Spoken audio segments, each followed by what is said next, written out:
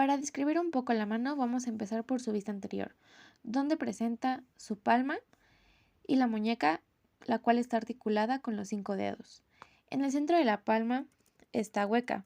Esto le permite poder tomar objetos voluminosos. Este hueco de la mano tiene dos eminencias convexas, la eminencia tenar y la eminencia hipotenar. La palma de la mano también está cubierta de pliegues.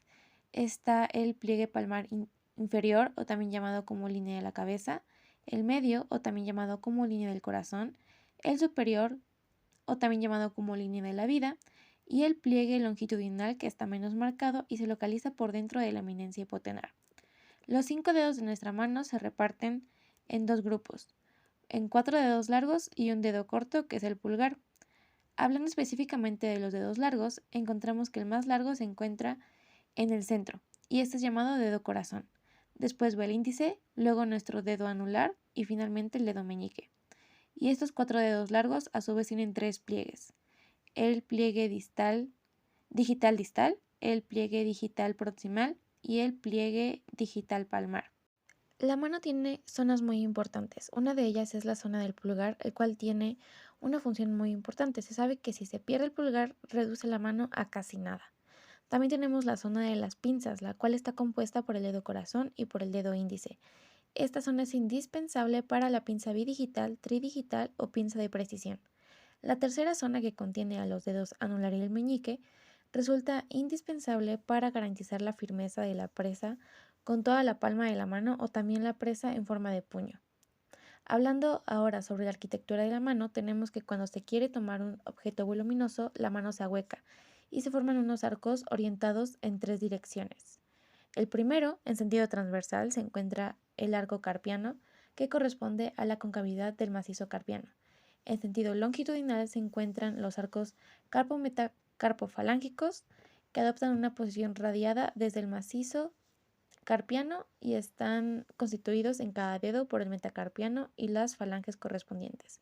Y en sentido oblicuo se encuentran los arcos de oposición del pulgar. Cuando los dedos se separan voluntariamente, el eje de cada uno de ellos converge con la base de la eminencia tenar, en un punto que corresponde aproximadamente al tubérculo del escafoides.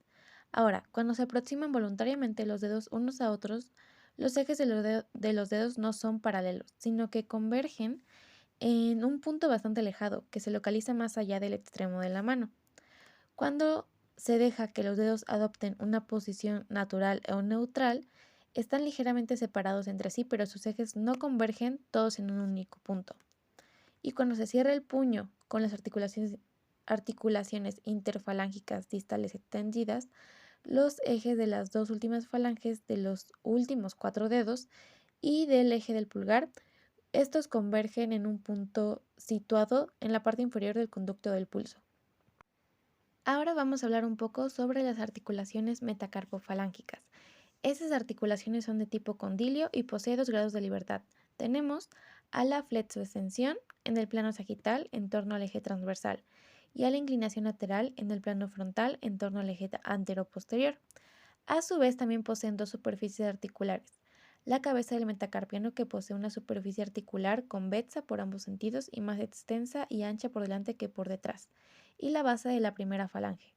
También a cada lado de la articulación se extienden dos tipos de ligamentos colaterales: un ligamento metacarpoglenoideo, que controla los movimientos del fibrocartílago glenoideo, y un ligamento lateral.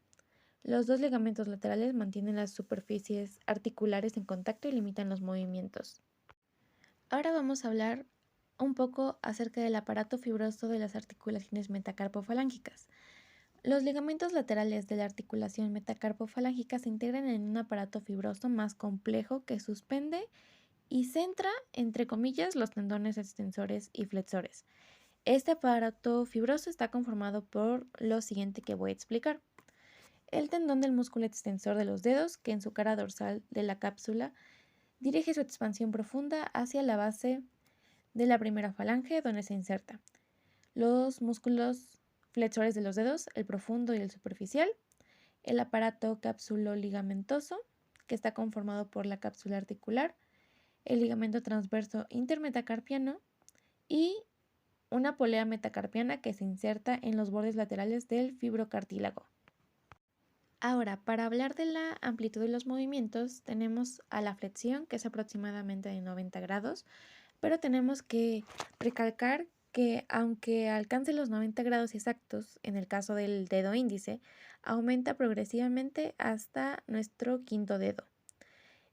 En cuanto a la extensión activa, varía según el individuo. Puede alcanzar de 30 a 40 grados, mientras que la extensión pasiva puede alcanzar casi los 90. De todos los dedos, nuestro dedo índice posee la mayor amplitud de movimiento en sentido lateral, es decir, 30 grados, así como también puede realizar movimientos de circunducción. También tiene una amplitud de rotación axial pasiva, que es aproximadamente de 60 grados. Las articulaciones interfalángicas. Estas son de tipo troclear y poseen un solo grado de libertad.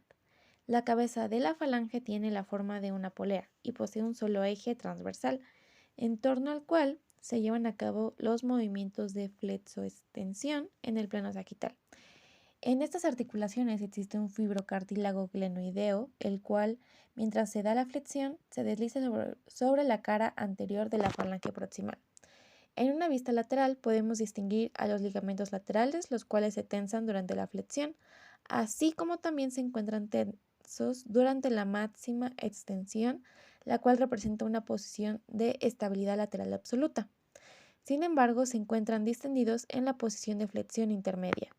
Ahora, para poder explicar mejor estas articulaciones tenemos sus amplitudes.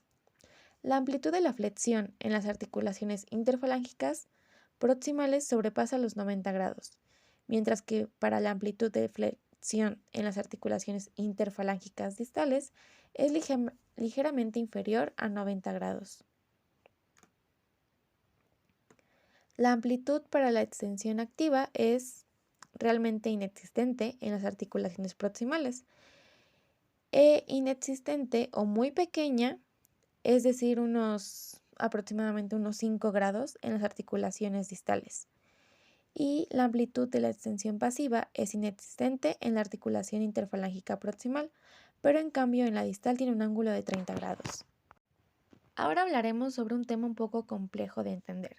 Es correderas y vainas de los tendones flexores. Para que se puedan recorrer las porciones cóncavas de su trayecto, los tendones necesitan quedar sujetos al esqueleto mediante correderas fibrosas. Más adelante explicaremos un poco sobre qué son esas correderas fibrosas, pero lo que debemos de saber ahorita es que la primera corredera osteofibrosa es el conducto carpiano. En este conducto podemos observar cómo muestra nuestra imagen que se encuentran el músculo flexor superficial de los dedos, que corresponde al número 2, el músculo flexor profundo de los dedos, que corresponde al número 3, el músculo flexor largo del pulgar, que corresponde al número 4, así como también el músculo flexor radial del carpo, que corresponde al número 5. Nuestros tendones flexores quedan sujetos por 3 poleas fibrosas en cada dedo. Si observamos nuestra imagen, tenemos a la polea A1, que se encuentra ligeramente por encima de la cabeza carpiana, la polea A3, que está ubicada en la cara anterior de la primera falange, y la polea A5, que está en la cara anterior de la segunda falange. También encontramos unas vainas serosas, las cuales son muy importantes ya que permiten el deslizamiento de los tendones en el interior de las correderas. Existe una vaina digital en los 3 dedos medios. En el dedo índice se encuentra la B2, en el dedo corazón está la B3 y en el dedo anular está la B4.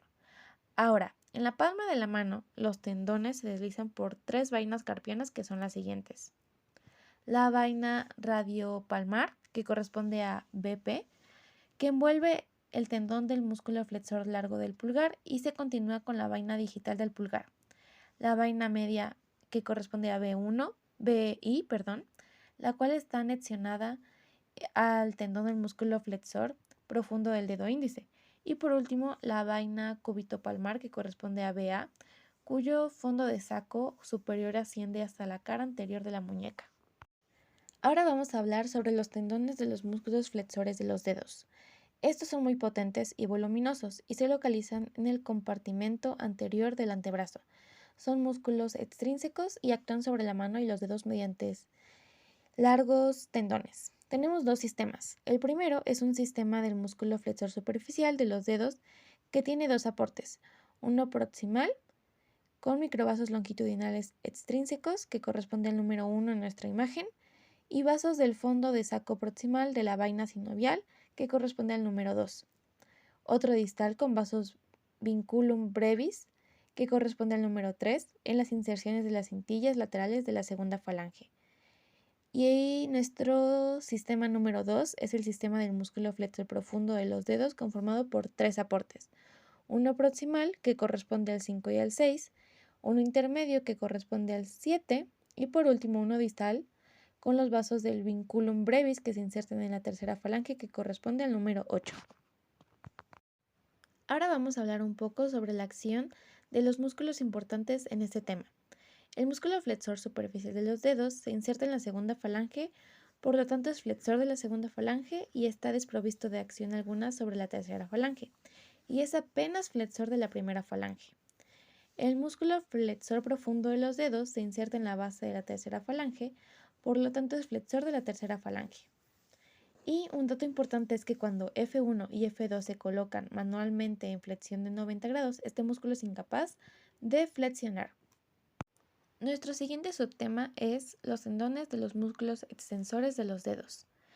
Los músculos extensores de los dedos también son llamados músculos extrínsecos. Estos recorren las correderas que ya mencionamos anteriormente, pero como su trayecto es convexo, estas son menos numerosas. No existen más que en la muñeca. Esta corredera osteofibrosa que acabo de mencionar está constituida por la porción inferior de los dos huesos del antebrazo y por el retináculo extensor. Esta corredera está a su vez subdividida en 6 conductos por donde pasan los siguientes músculos: el músculo extensor cubital del carpo, el extensor del dedo meñique, el extensor de los dedos, el extensor del índice, el extensor largo del pulgar, el extensor radial largo del carpo, el extensor radial corto del carpo, el extensor corto del carpo y el músculo abductor largo del pulgar. El músculo extensor de los dedos es principalmente el extensor de la primera falange sobre el metacarpiano, sea cual sea la posición de la muñeca. Para la acción de la segunda y la tercera falange va a depender del grado de torsión, del tendón y de la posición de la muñeca, que esa es una de las diferencias, así como también del grado de flexión de la articulación metacarbofalángica. Para esto tenemos la siguiente imagen, donde se muestran tres imágenes de una mano donde hay tres letras, A, B y C. A se refiere a cuando solo es relevante cuando la muñeca está flexionada, B es cuando es parcial e incompleta en posición de alineación, y C cuando es inexistente cuando la muñeca está extendida. Y por último, la acción del músculo extensor de los dedos sobre las dos últimas falanges depende del grado de tensión de los flexores. Ahora vamos a explicar un poco sobre los músculos interóseos. Existen dos acciones que podemos diferenciar en estos músculos. La primera es la acción de lateralidad. Esta está determinada por la inserción de una parte del tendón terminal sobre el tubérculo lateral de la base de la primera falange. Tenemos dos tipos de músculos interóseos, los dorsales y los palmares. Los dorsales son más voluminosos y más potentes. Y además sus tendones se dirigen hacia el dedo corazón, a diferencia de los palmares, los cuales sus tendones se separan del dedo corazón. Ahora, la segunda acción que tenemos es la de flexoextensión. Aquí tenemos al tendón del músculo interóseo, el cual constituye una lámina fibrosa. Este tendón está formado por una parte relativamente gruesa, de una parte más delgada, fibras oblicuas que se expanden hacia las lengüetas laterales del tendón del músculo extensor de los dedos. La parte más gruesa se desliza sobre la articulación metacarpofalángica mediante una pequeña bolsa serosa. A partir de esta se desprende una lengüeta profunda del tendón del músculo extensor de los dedos. Algunas fibras oblicuas que se dirigen hacia la lengüeta media forman la lámina triangular. Esos fueron nuestros músculos interóseos. Ahora vamos con los lombricales. Esta es una pequeña explicación nada más. Los músculos lombricales se insertan en los bordes de los tendones flexores profundos, en el borde radial en el caso de los dos primeros y en el caso de los dos últimos, estos se insertan en el borde de dos tendones adyacentes. Ahora, para terminar el tema de mano, vamos por último con la extensión de los dedos. El mecanismo de extensión de los dedos se da gracias a la combinación de acciones musculares de los siguientes músculos: el músculo extensor de los dedos, los músculos interóseos y los lombricales. Hablando del músculo extensor de los dedos, tenemos que realmente no funge como un verdadero extensor. Lo que sí hace es extender completamente la primera falange y tiene una acción sinérgica sobre el flexor superficial. Vamos a explicar un poco de dos flexiones, la flexión de la segunda y de la tercera falange. Para la flexión de la tercera tenemos que se va a distender 3 milímetros la cintilla que se encuentra medialmente, de modo que el extensor de los dedos ya no actúa directamente. Para la flexión de la segunda falange tenemos que se va a distender de 7 a 8 milímetros, lo cual anula la acción directa del músculo extensor de los dedos sobre la primera falange. Ahora vamos a mencionar algunas características importantes sobre los músculos interóseos. Los músculos son flexores de la primera falange, son extensores de la segunda y de la tercera, y este músculo va a depender del grado de flexión de la articulación metacarpofalángica. En la figura 96 podemos observar que es una articulación metacarpofalángica flexionada en 90 grados. La acción del músculo extensor de los dedos es máxima, al igual que la de los músculos lombricales, tensando así las cintillas laterales, siendo ineficaces los músculos interóseos. En una articulación metacarpofalángica intermedia, la acción del músculo extensor de los dedos completa la de los músculos interóseos. Y en una articulación metacarpofalángica extendida, que la podemos observar en la figura 93 y 95 de nuestra imagen, la acción del músculo extensor de los dedos es inexistente y la acción de los músculos interóseos es máxima. Ahora, en cuanto a los músculos lumbricales, estos, al igual que los músculos interóseos, son flexores de la primera y extensores de la segunda y la tercera. Y algunas características son: tienen un ángulo de aproximación de 35 grados con relación a la primera falange y son los iniciadores de la flexión de la primera falange, actuando conjuntamente con los interóseos.